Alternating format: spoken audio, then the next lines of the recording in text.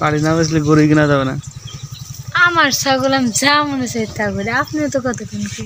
আসসালামু আলাইকুম বন্ধুরা, আশা করি আপনারা সবাই ভালো আছেন। বন্ধুরা, ভিডিওর প্রথমে আপনারা একটু ঝগড়ার সিস্টেম শুনলেন, অর্থাৎ এই হচ্ছে আমাদের একটি ছোট্ট বাছুর গরু, এর মাও আছে, মাকেও দেখানো হবে এবং পরের ভিডিও। তার আজকের প্রধান কথা হচ্ছে যে আমার কিছু 3-4টি ছাগল আছে। আমি এখান থেকে দেখতে পাচ্ছেন 4টি ছাগল, 2টি ছাগল বিক্রি করবো। ওই কর্নারের 2টি, ওই যেটি কাশতেছে, আর ওই যে খয়েরি কালার ওই 2টা বাচ্চা। তো এই নিয়ে বউয়ের সাথে কথা হচ্ছিল, কিন্তু বউ ছাগল দিবে না, সেটা ঝগড়া। তো বউকে আমি অনেক বোঝালাম যে আসলে ঝগড়াঝাটি করা যাবে না, কিছু জমানো টাকা আছে, আর এই টাকার ওই ছাগল দিয়ে আমরা আরেকটি বাছুর গরু কিনবো।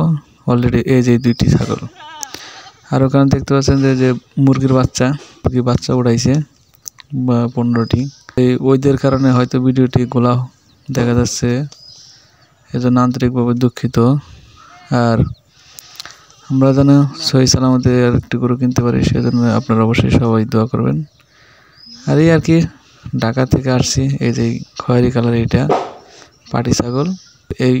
এই পাশে আরেকটি আছে, ওটারই একসাথে হয়েছে। এই যে এটা, এই দুইটা একটা খাসি ছাগল, একটা পাটি ছাগল। তো আশা করছি 10+ হবে, 12-13 মতো হবে। আর কিছু জমানো টাকা আছে, এই দিয়ে আর কি ছোটো মোটো আকারে কিনবো। 25-30-এর মতো একটা বকনা বাছুর। এই বইয়ের সাথে পরামর্শ করেছিলাম। বন্ধুরা, অনেকদিন পর বাড়িতে আসছি, ঢাকা থেকে বাড়িতে আসছি। মূলত ঢাকায় থাকা লাগে আমার। বাড়িতে গরু কিনে দিলে বাবা মা আছে, সবাই মিলে দিলে পালন করে।